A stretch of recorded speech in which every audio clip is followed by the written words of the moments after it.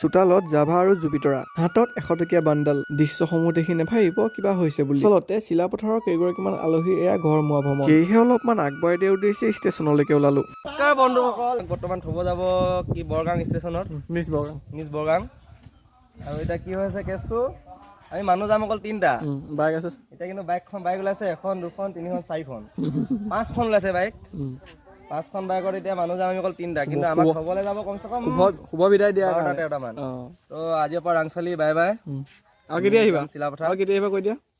আহিম আৰু মানে যেতিয়া টাইম পাম মানে গুচি আহিম আৰু। ঠিক আছে, টাইম পালে বাৰু আহিব। প্ৰথমে ইহঁতক থৈ আহোঁগে। ৰ'দটো যদিও টিকা ফটা নাছিল, চশমাযোৰ কিন্তু প্ৰিয় আছিল, সেয়েহে পৰিধান কৰিবলৈও সংকোচ নকৰিলো। ফাইনেলি ষ্টেচন পালোহি। এয়া বিশিষ্ট অতিথি টিকেট কাউণ্টাৰৰ অভিমুখে, এয়া কনিষ্ঠ ভাইটি ৰেলৰ সন্মুখে।